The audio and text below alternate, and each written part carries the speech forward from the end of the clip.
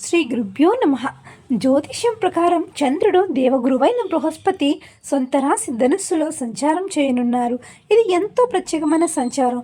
పవిత్రమైన కార్తీక మాసంలో శుక్లపక్షంలో 5వ తిథి కావటం చాలా విశేషమైనదిగా పండితులు పరిగణిస్తారు. లక్ష్మీదేవికి ఎంతో ఇష్టమైన ఈ ప్రత్యేక రోజున 2 యోగాలు ఏర్పడుతున్నాయి. ఒకటి రవియోగం కాగా మరొకటి సుకర్మ యోగం. ద్వాదశ రాశుల వారిపై ఈ 2 యోగాలు మంచి ప్రభావాన్ని చూపుతాయి. వీరు ఊహించిన రీతిలో ఆర్థిక ప్రయోజనాలు పొందుతారు. నేడు వాటి వివరాలు తెలుసుకుందాం.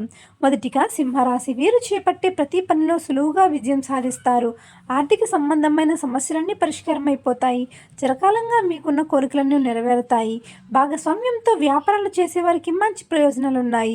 తల్లిదండ్రుల నుంచి మద్దతు లభించి ఆత్మవిశ్వాసంతో పనులు పూర్తి చేసి మంచి లాభాలను పొందుతారు. ఇక తదుపరి కర్కట రాశి. 6, 7 తేదీల్లో వీరికి విఘ్నేశ్వరుడి ఆశీస్సులు బాగా లభిస్తాయి.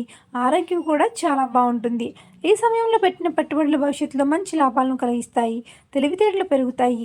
ఏ పనినైనా సులభంగా చేసే శక్తిని పొందుతారు. కొత్త వ్యాపారాలను ప్రారంభించడం వలన ఊహించని రీతిలో లాభాలను పొందుతారు. తదుపరి మకర రాశి. ఈ సమయంలోనే వీరు శుభవార్తలను వింటారు. ప్రభుత్వానికి సంబంధించిన విషయాల నుంచి, పనుల నుంచి ప్రయోజనాలు దక్కించుకుంటారు. విద్యార్థులకు బాగా కలిసి వస్తుంది. కుటుంబ సభ్యుల మధ్య సఖ్యత పెరుగుతుంది. సంతోషం వెల్లివిరుస్తుంది. ఒక పని తలపెట్టినప్పుడు ఈ రాశి ఖచ్చితంగా ఇష్టదైవానికి పూజ చేయాలి.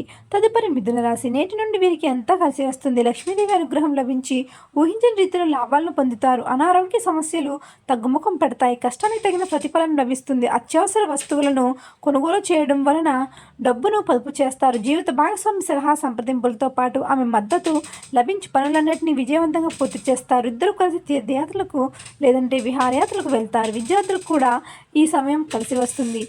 సో ఫ్రెండ్స్, చూసారుగా మరి ఇలాంటి మరిన్ని ఆధ్యాత్మిక విషయాల కోసం మన ఛానల్ని సబ్స్క్రైబ్ చేసుకుని చూస్తూనే ఉండండి. ధన్యవాదాలు.